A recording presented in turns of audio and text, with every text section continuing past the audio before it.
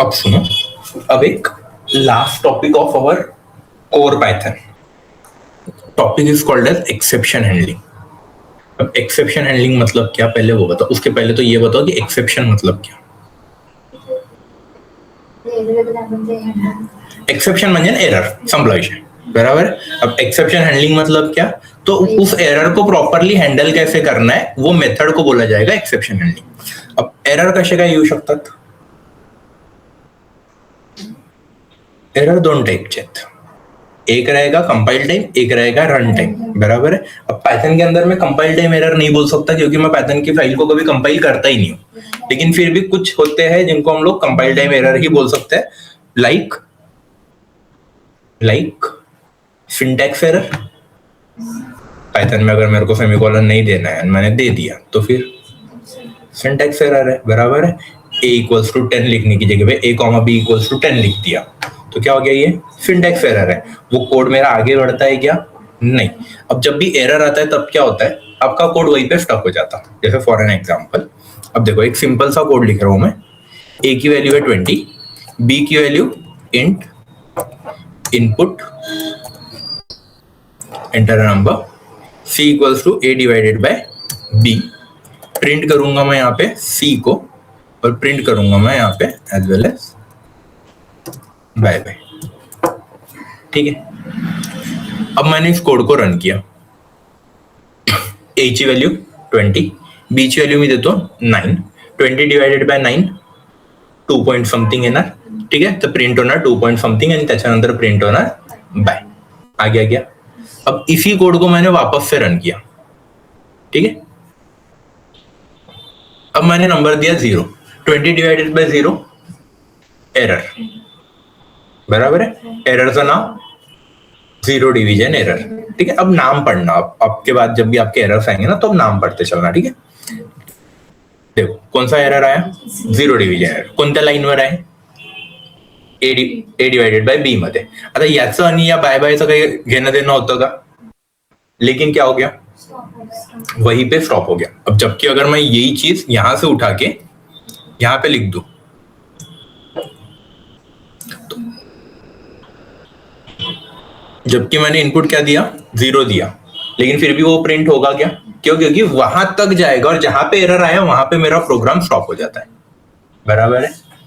अब तुम्ही नॉर्मली काय केलं, एखादी लेटेस्ट से तुम्ही एक छोटीशी अशी वेबसाइट सारखं बनवलं जिथे तुम्ही कैलकुलेटर बनवाता है लेटेस्ट से, ठीक है। अब तुमको पता है कि यूजर 0 डालने वाला है करके, नहीं, तो उसके बाद में तुम्हारा प्रोग्राम रुक जाएगा, तो कोई मतलब बन रहा है क्या प्रोग्राम बना के, नहीं। तो प्रोग्राम रुकने को नहीं होना, एरर आ सकते हैं भाई, बहुत सारे एरर्स आते हैं, अपन भी देखते हैं, अपन कभी भी कोई भी सॉफ्टवेयर यूज करते हैं, ऐसा तो कभी होगा नहीं कि कोई सॉफ्टवेयर में एरर है ही नहीं करके, बराबर है। लेकिन उस पर्टिकुलर एरर को प्रॉपरली हैंडल करते आने को ना, उस प्रोसीजर को बोला जाता है एरर हैंडलिंग, ठीक है।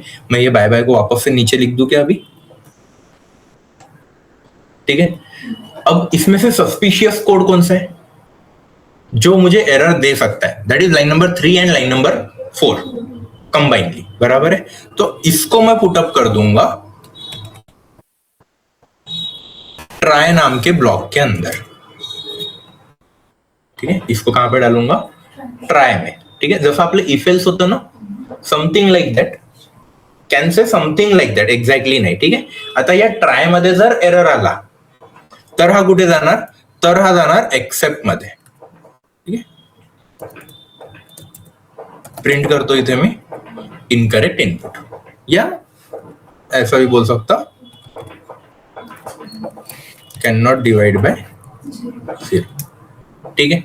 रन करून बघू का आता, देखो एंटर नंबर मैंने दिया 4, 20 डिवाइडेड बाय 4 5.0, प्रॉपरली इथे काही एरर आला का, नाही। तर मग हा एवढा पार्ट येणार का, नाही येणार, डायरेक्टली कुठे जंप होणार, त्याच्या बाहेर आलं का। फॉर एन इंस्टेंस अगर मैंने क्या कर दिया, 0 डाल दिया, आ गया क्या, कैन नॉट डिवाइड बाय 0, क्यों, क्योंकि यहाँ पे अभी एरर था, बराबर है। एरर कहां पे आया, लाइन नंबर 4 में। हो सकता है क्या ऐसा भी हो, अब एरर कहां पे आएगा, 3 में भी आ सकता, 4 में भी आ सकता। देखो अभी अपन एक काम करते हैं, ठीक है। मैं ना इसको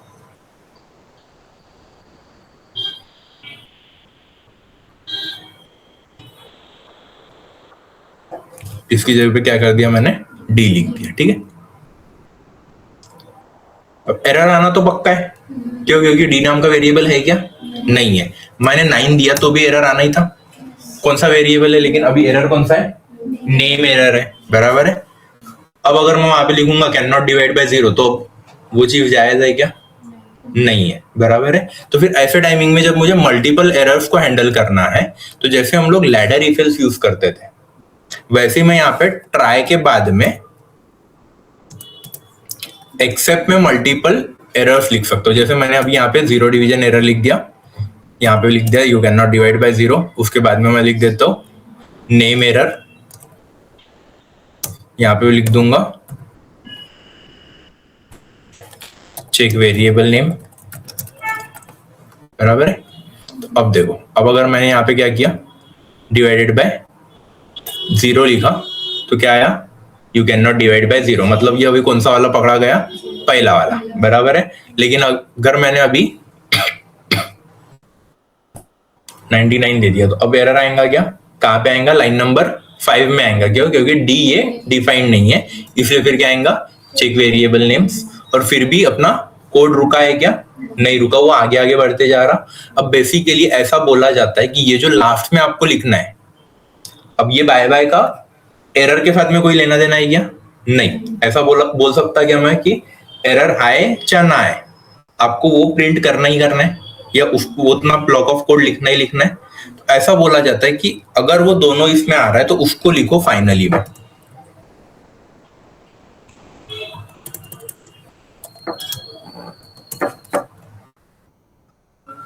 एरर आए या ना आए, वो एग्जीक्यूट होना ही चाहिए। अब ये सजेशन है, और मैं तो बोलता ये सजेशन मत मान, जैसे अपन लिख रहे थे ना अभी,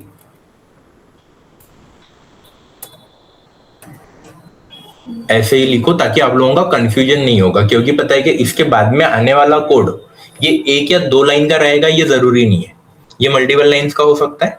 और जैसे जैसे नंबर ऑफ लाइंस बढ़ते जाएंगे वैसे वैसे क्या हो जाएगा, वो इंडेंटेशन का बहुत ज्यादा दिक्कत देगा। इसीलिए बेटर है एक इंडेंटेशन कम रहेगा, इसको एज इट इज इधर लिखो। समझा क्या, पक्का। एक्सेप्शन हैंडलिंग समज लो का, एक्सेप्शन हैंडलिंग म्हणजे काय, इन शॉर्ट ट्राय आणि एक्सेप्ट। ट्राय आणि कॅच नाही आहे, ते कॉलेजमध्ये कन्फ्युजन मध्ये जायचं नाही। तुम्ही कॉलेजमध्ये जावा शिकलेले आहे, जावामध्ये ट्राय आणि कॅच होतं, बरोबर है। इथे ट्राय आणि एक्सेप्ट है, दोनों में डिफरेंस कुछ भी नहीं है, बस नाम का डिफरेंस है, ठीक है।